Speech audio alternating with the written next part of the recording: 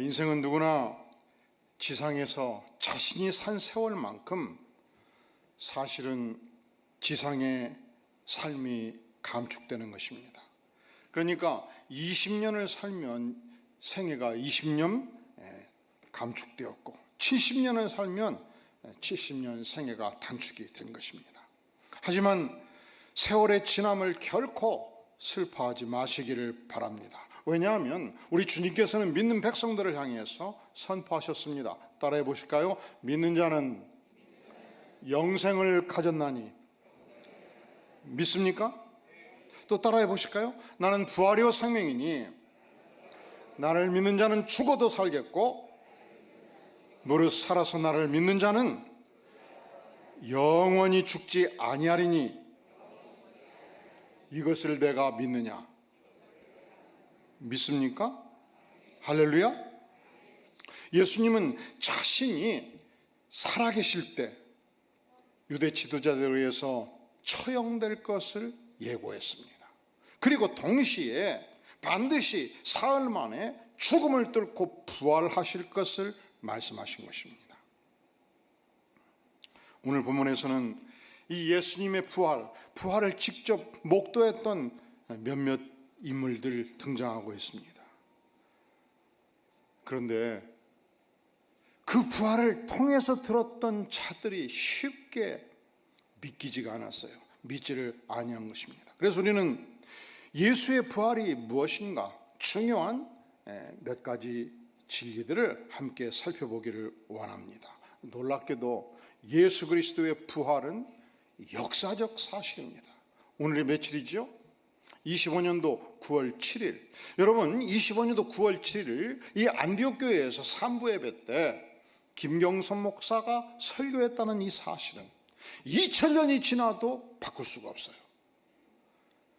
이 사실, 이 팩트는 누구도 부정할 수가 없어요. 이 한국 사회가 혼란한 이유 중에 가장 큰 이유 중에 하나는 명백한 사실에 대한 평가를 통해서 사실을 자꾸 왜곡하려는 경향이 있습니다. 사실은 바뀔 수가 없어요.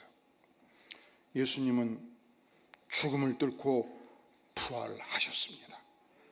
사람들은 생각하죠. 아니, 믿을 것을 믿어야지 어떻게 부활을 믿을 수 있겠는가 반론을 제기합니다. 그렇습니다.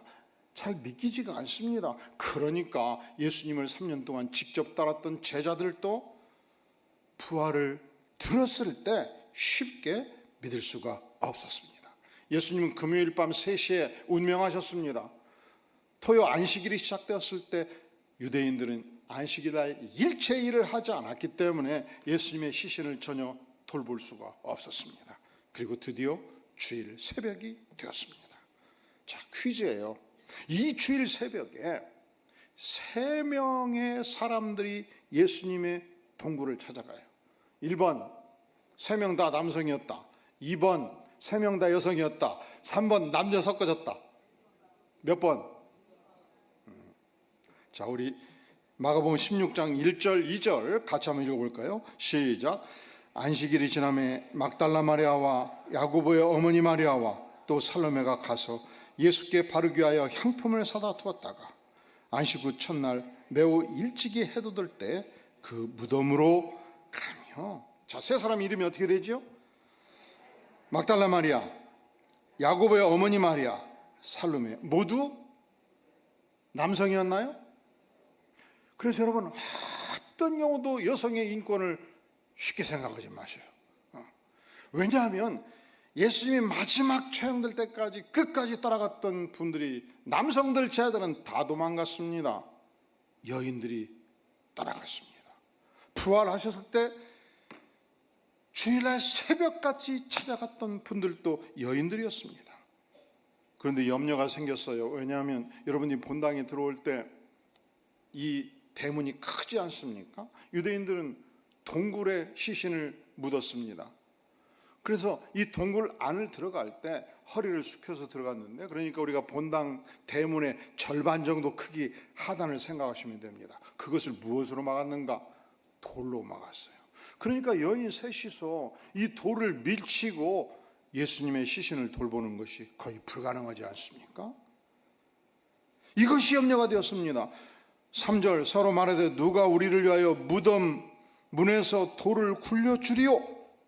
그런데 깜짝 놀랐습니다. 이미 돌이 굴러져서 예수님의 무덤이 열려 있었던 것입니다.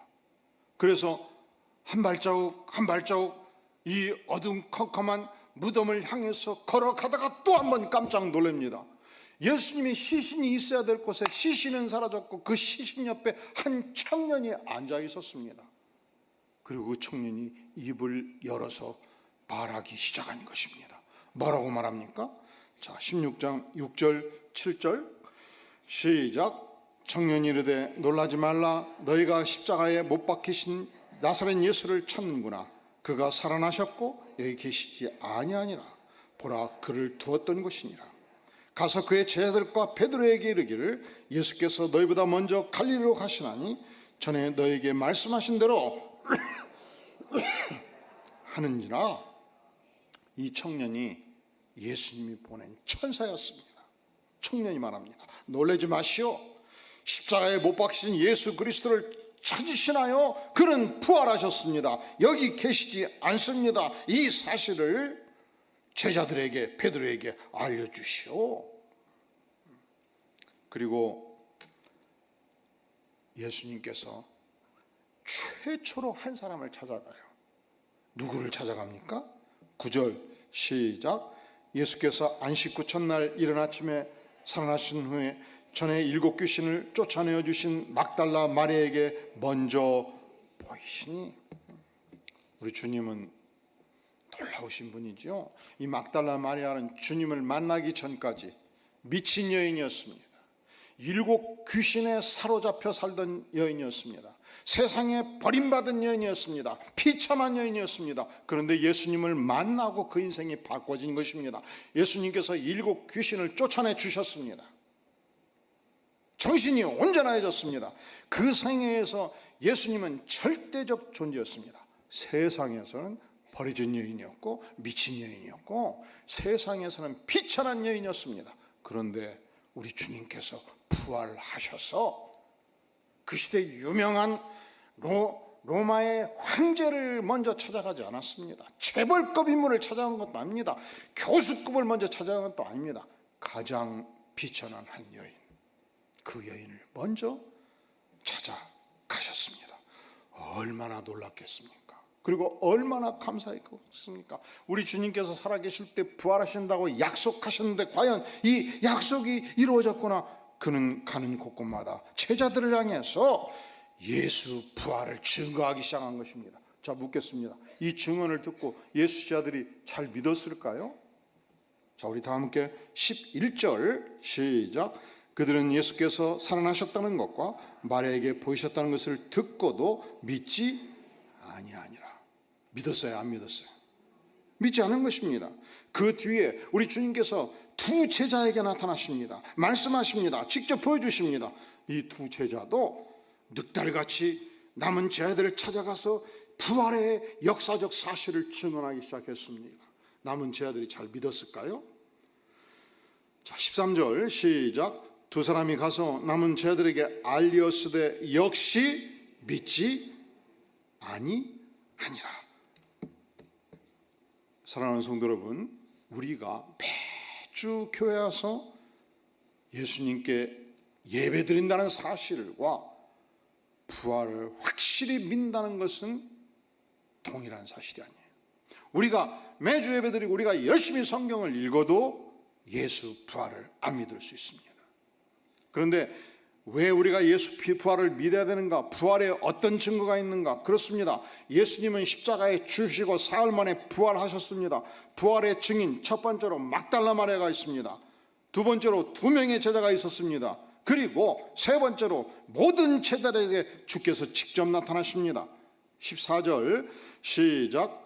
그 후에 11 제자가 음식 먹을 때 예수께서 그들에게 나타나서 그들의 믿음 없는 것과 마음이 완악한 것을 꾸짖으시니 이는 자기가 선한 것을 본 자들의 말을 믿지 아니함이라. 자, 우리는 여기서 2 가지를 생각할 수 있죠. 첫째로 우리도 신앙생활을 열심히 함에도 불구하고 예수 부활을 안 믿을 수 있다는 사실이에요.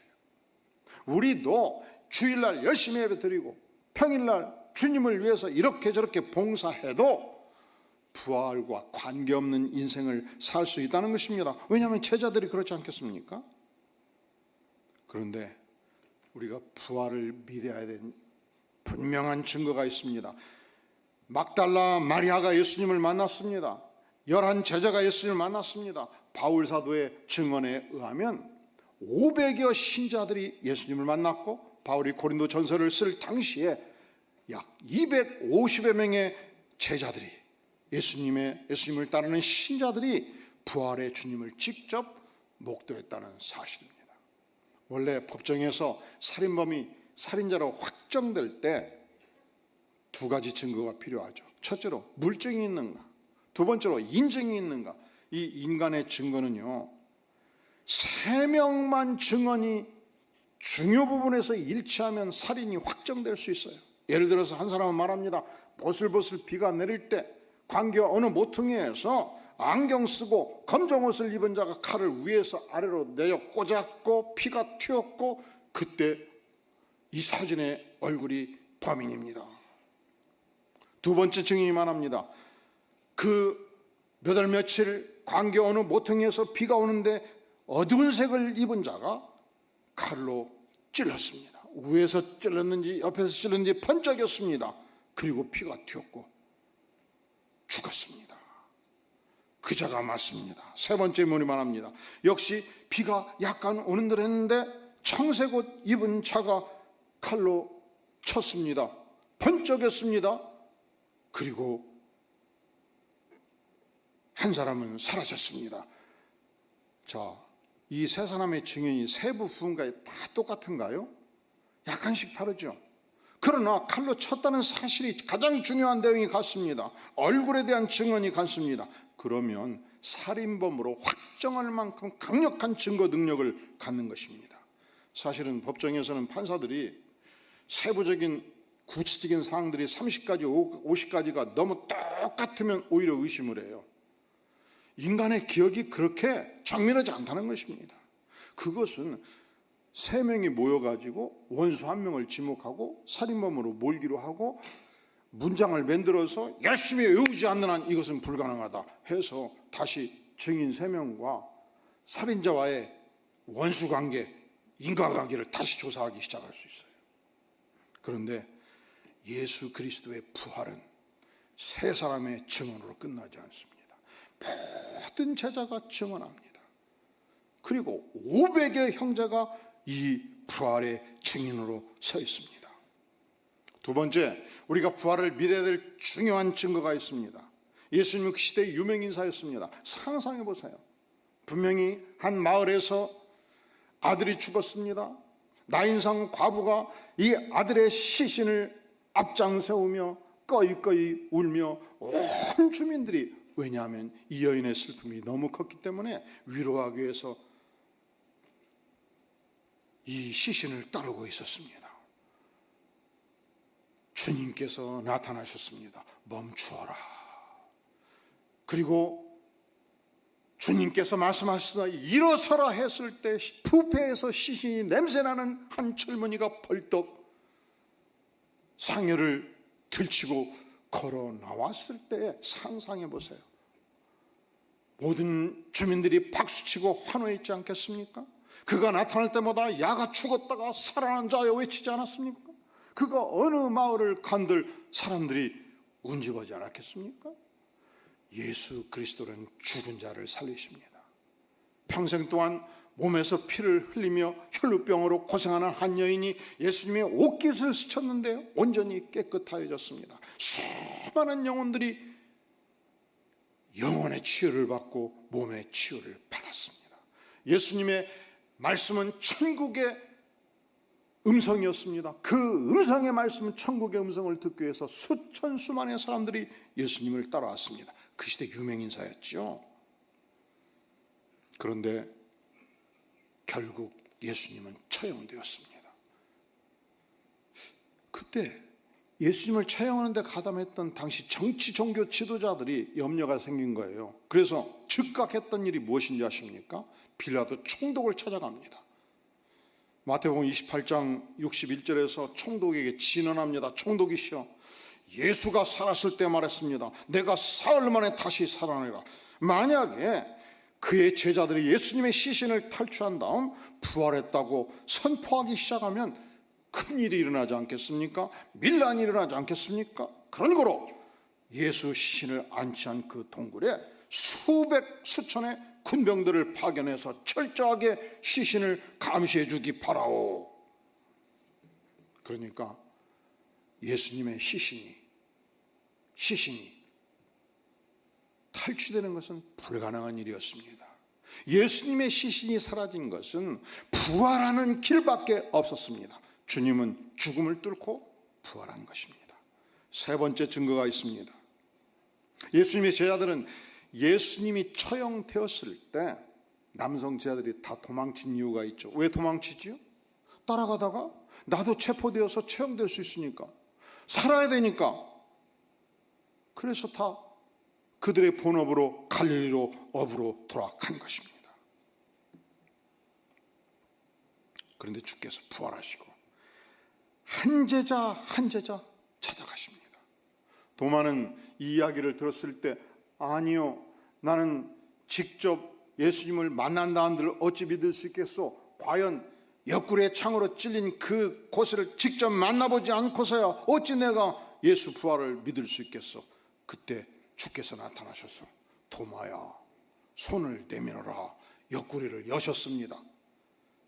그래서 예수를 믿기 시작한 것입니다. 도망쳤던 제자들, 두려움에 떨던 제자들이 부활의 주님을 만나고 예수의 복음을 담대히 전파하기 시작했습니다. 예수의 동생 야고보는 이 예루살렘 교회의 의장으로서 활동하다가 사형 언도를 받았습니다. 수제자 베드로도 열심히 복음을 증거하다가 체포되었습니다. 도마는 예수의 복음을 증거하면서 인도까지 가서 순교를 당하였습니다. 바울 사도는 로마까지 가서 순교를 당했습니다. 베드로는 거꾸로 십자가에 순교를 당했습니다. 그렇게 두려워했던 제자들이, 도망쳤던 제자들이, 겁쟁이 제자들이 어찌해서 전사가 되어서 불덩이가 되어서 복음을 평생 증거할 수 있었는가? 그들이 누구를 만났기 때문에? 부활의 주님을 만났기 때문에. 그들이 부활의 주님을 만나고 전인격적인 변화가 왔기 때문에 위대한 전사로 하나님께 쓰임받게 된 것입니다. 미국의 리 스트로베라는 인물이 있습니다. 그는 무신론자였습니다. 그는 예일대학교 법과대학을 졸업하고 시카고 트리뷴지 기자가 되었고 편집장이 되었습니다. 그는 뉴욕타임즈가 선정한 베스트셀러 저자였습니다. 그런데 어느 날 아내가 좀 이상해진 거예요. 주일 오전이 되면 사라져요. 어디 간 거예요? 교회, 윌로우 크릭 교회를 간 거예요. 그리고 매일 앉아서 성경 보면 막 씨름을 하는 거예요. 안디옥 교회 성도들 비슷해요. 그래서 남편이 염려가 돼가지고, 아니 어떻게 2000년 3000년 된 고문서를 자꾸 보고 또 보고 그러냐, 큰일 났다. 이거 미신에 빠져가지고 우리 마누라가 참 어쩌면 좋으냐.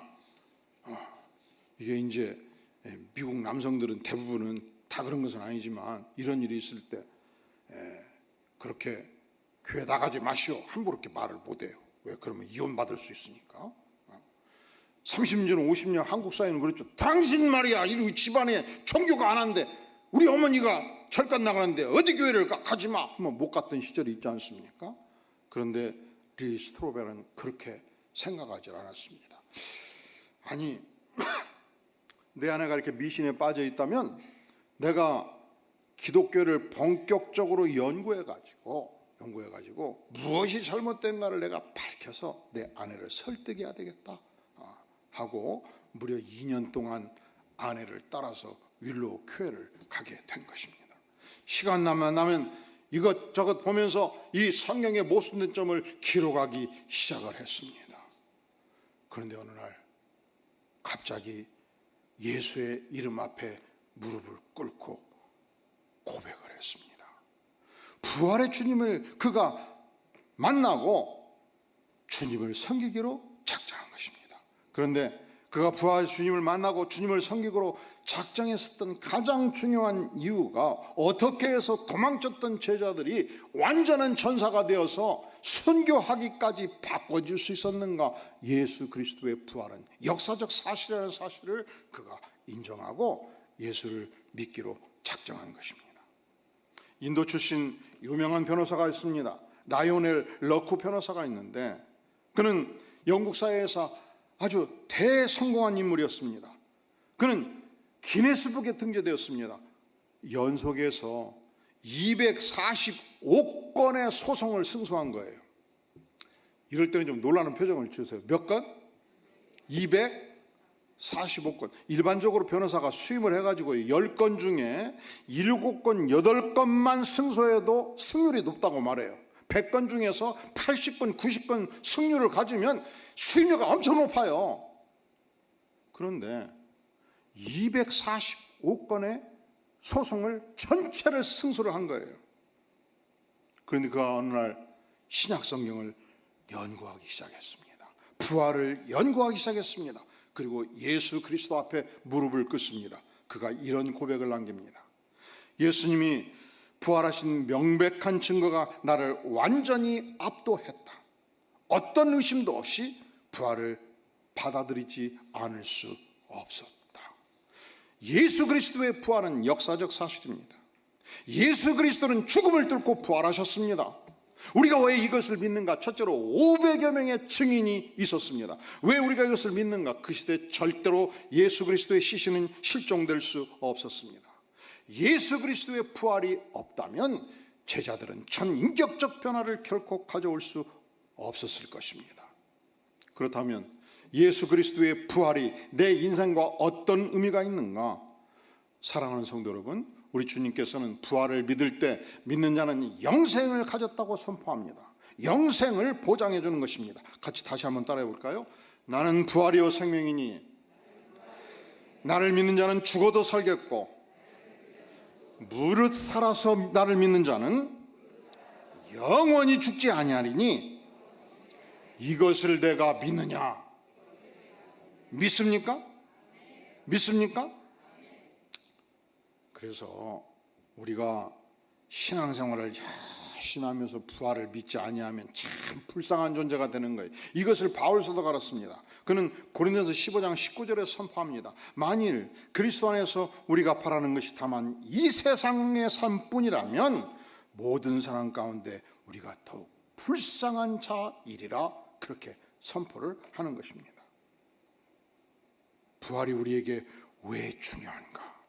부활을 믿을 때, 예수 그리스도의 부활을 믿을 때 우리에게 영생이 보장되기 때문에 그렇습니다. 예수 그리스도의 부활을 믿을 때 우리는 그리스도와 함께 천국에서 영생 복락의 삶을 살게 되는 것입니다. 유명한 신학자인 존 스타트 목사님은 이러한 증언을 우리에게 남기고 있습니다. 나에게 햄릿과 같은 작품을 쓰라고 요구하는 것은 아무 소용이 없는 일이다. 그것은 천부적인 재능을 가진 셰익스피어나 할 수 있는 일이지 나는 할 수 없는 일이기 때문이다. 나에게 예수님의 삶을 보여주고 그대로 살라고 해도 아무 소용이 없다. 나는 그렇게 살 능력이 없기 때문이다. 오직 예수님만이 그러한 삶을 사실 수 있다. 그러나 만일 내 속에 셰익스피어의 재능이 들어와 역사한다면 나는 햄릿을 쓸 수 있다. 그리고 만일 예수의 영이 내 안에 들어와 거하신다면 나는 그분이 사신 것처럼 살 수 있다. 우리가 예수의 부활을 믿으면 부활의 영, 부활의 예수 그리스도 영이 내 안에 임하십니다. 부활의 능력으로 역사하십니다. 부활의 아름다운 생애를 우리가 살게 되는 것입니다. 그러니까 우리가 예수 그리스도의 부활을 믿는 것은 첫째로 우리가 죽어서 영생의 삶을 사는 것입니다. 천국 백성의 삶을 사는 것입니다. 두 번째로 우리가 살아가는 오늘의 삶 속에서 부활의 능력을 덧입고 사는 축복의 인생이 되지 않겠습니까?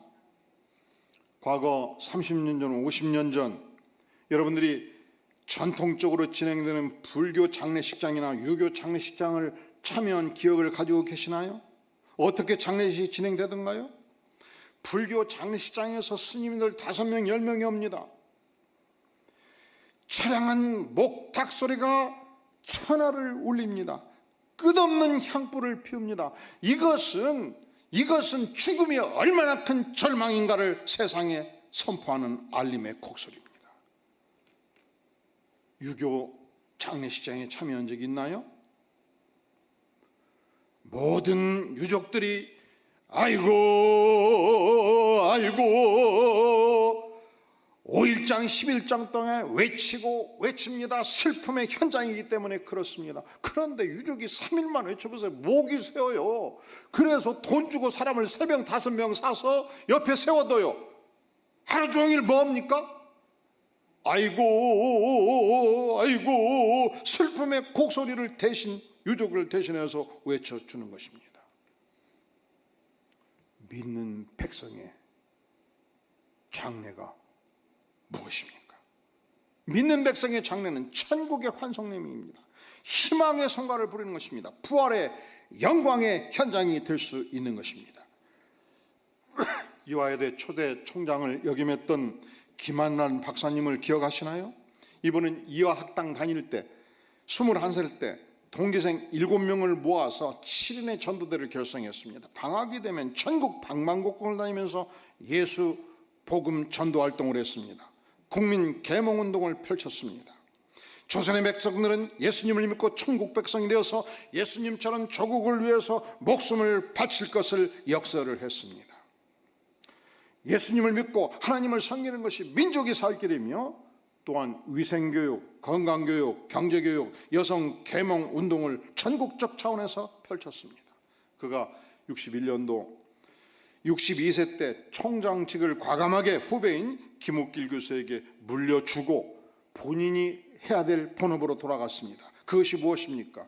그는 금난 전도협회를 조직했습니다. 새롭게 전국을 다니면서 전도활동을 펼쳤습니다. 그분이 가는 곳곳마다 인산인해를 이루었습니다. 진실한 간증과 복음을 통해서 수많은 사람들이 눈물바다를 이루기도 했고 마음의 문을 열고 예수님을 영접하는 위대한 사건들이 있었습니다. 지칠 줄 모르고 전심전력 전도활동을 하다가 어느 날 몸져 누웠습니다. 1970년 3월 13일 제자들이 보는 앞에서 마지막 생애를 보내는, 그리고 주님의 품에 안기는 그 순간 그가 유언을 남기죠. 뭐라고 유언을 남깁니까? 내가 죽거든 죽음의 장례식 대신에 저 풍성한 생명의 길로 환송해주는 천국 환송 예배로 진행해 주기를 바랍니다. 그리고 그 천국 환송 예배에 적합하게 모든 승리를 보여주는 웅장하고 신나는 음악회로 진행해 주기를 바랍니다. 참여하는 모든 조객들에게 일체의 검정 옷을 입지 말고 화려하게 옷을 입고 천국 입성을 축하해 주시도록 연락해 주오. 드디어 장례식이 진행되고 있었습니다. 이 거대한 이화여자대학교 대강당에 수많은 인파들이 모여들었습니다. 화려한 옷을 입고 모여들었습니다.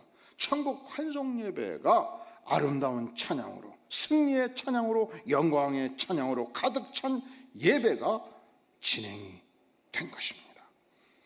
예수 십자가를 믿고 예수 부활을 믿을 때 영원히 사는 것을 믿습니까? 믿는 자는 영생하는 것을 확신하십니까? 기도하겠습니다. 영광의 주님, 그렇습니다. 우리가 짧은 생에 살 때 부활의 주님을 확실히 믿고 부활의 권능을 덧입고 영생의 삶을 살기를 구하오니 성령 하나님 백성들의 심령 가운데 확신과 은혜로 임하여 주시옵소서. 예수님의 이름으로 간절히 기도하옵나이다. 아멘.